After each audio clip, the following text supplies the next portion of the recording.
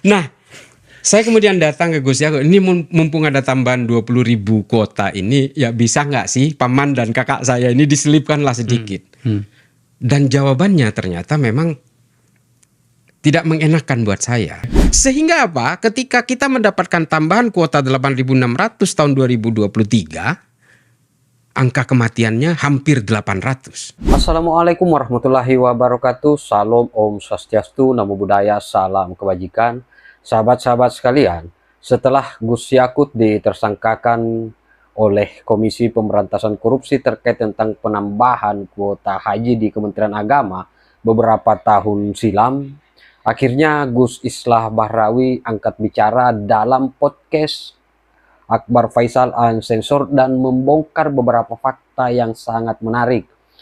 Dan beliau menceritakan ketika Gus Islah Bahrawi mendapatkan informasi bahwa ada penambahan kuota haji di Kementerian Agama, beliau langsung menemui Gus Yakut Holil Qomas yang saat itu menjabat sebagai Menteri Agama Republik Indonesia dan meminta agar paman dan keluarganya itu diselipkan dalam kuota tambahan peserta haji tersebut. Akan tetapi jawaban yang kemudian diberikan oleh Gus Yakut Holil Qomas itu membuat perasaan Gus Islah Bahrawi tidak enak dan merasa kecewa. Nah, kira-kira apa jawaban yang disampaikan oleh Gus Yakut Holil Qomas yang membuat perasaan tidak enak terhadap Gus Islah Bahrawi, padahal mereka ini orang yang bersahabat. Nah, sahabat-sahabat sekalian, agar kalian tidak gagal paham, simak dan saksikan video ini secara lengkap. Dan jika kalian suka dan senang dengan video ini, jangan lupa like, subscribe, dan share. Dan tak perlu berlama-lama, kita simak videonya berikut ini.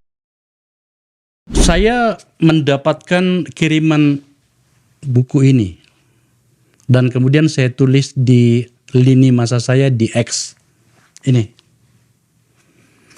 Kenapa buku ini menjadi istimewa bagi saya? Sebab di dalam negeri, di ranah publik kita di bangsa ini sedang hebohnya tentang pentersangkaan mantan Menteri Agama Mas Yakut Holil Qomas oleh KPK pada kasus disebut sebagai korupsi kuota haji. Ada banyak data di dalamnya. Dan kemudian lagi-lagi saya tidak ngerti, memang nasib saya mungkin harus selalu bertemu dengan sahabat saya ini. Lagi-lagi orang yang ternyata sangat paham kasus ini.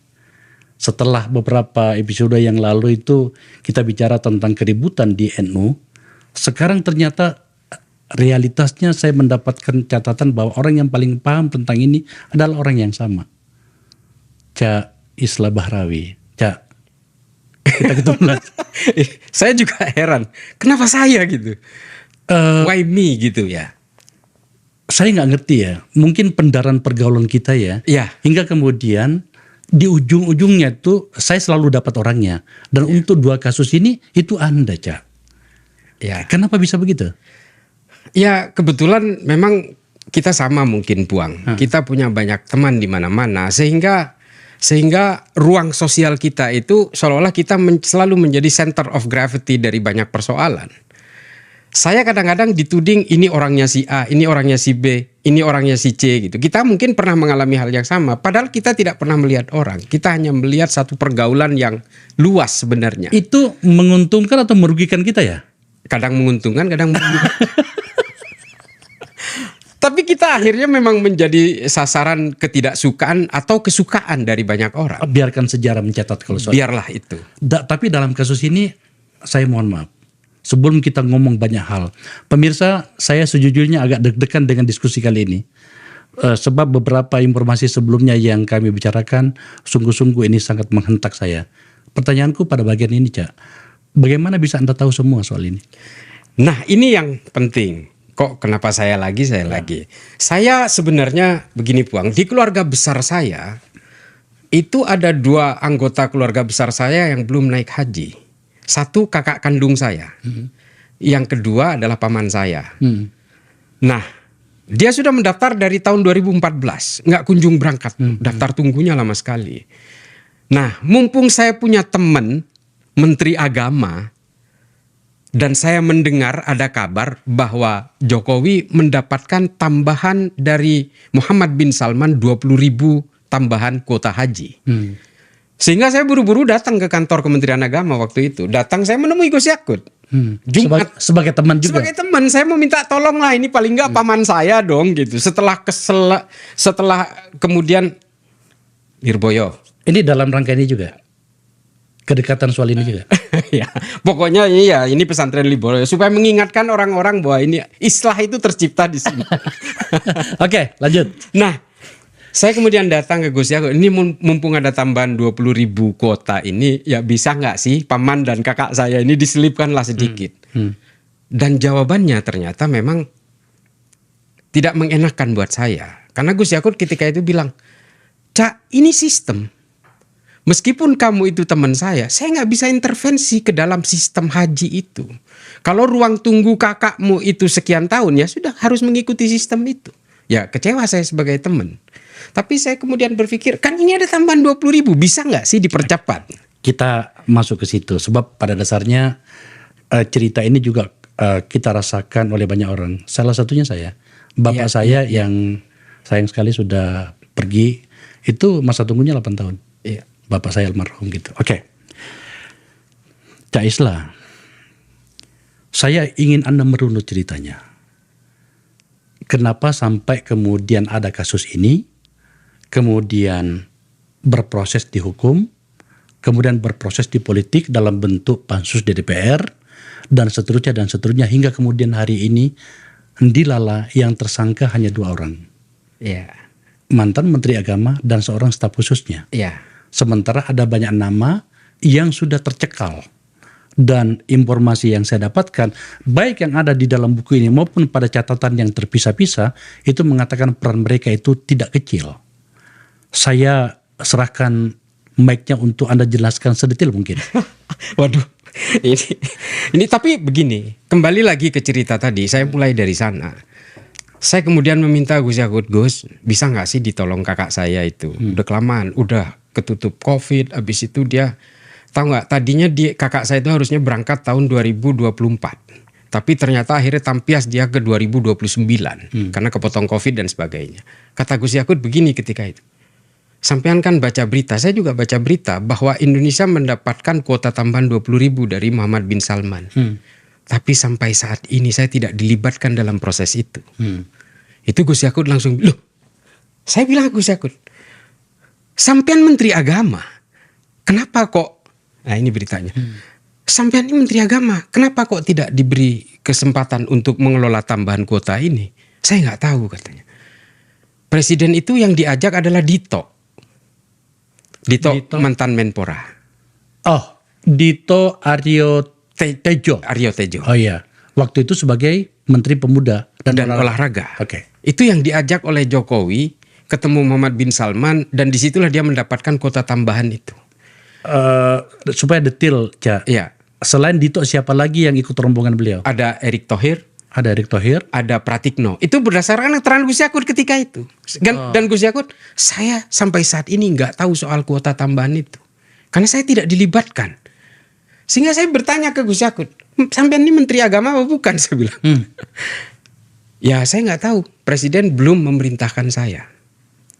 Sehingga akhirnya ketika satu kesempatan, ini pada akhirnya saya terlibat di situ dengan cerita-cerita yang kronologis seperti ini. Oke. Sehingga akhirnya saya kan berteman lah dengan Gus Yakut itu. Saya salah satu buku saya itu Gus Yakut ikut membuat pengantar. Dan kemudian saya tanya, gimana? Yang 20.000 itu beneran nggak sih atau cuma bluffing aja? Oke. Dan akhirnya Gus Yakut, iya saya udah tanya ke Presiden, suruh tunggu aja katanya. Nanti dari pihak Kementerian Haji Saudi akan menghubungi. Dan setelah itu kemudian dihubungi oleh Kementerian Haji bahwa memang betul 20.000 itu akan diserahkan ke Indonesia. Dan nanti pengelolanya itu adalah Kementerian Haji, Kementerian Agama. Sehingga kemudian menjadi persoalan baru, kata Gus Yakut ketika itu. 20.000 ini angka yang besar untuk tambahan.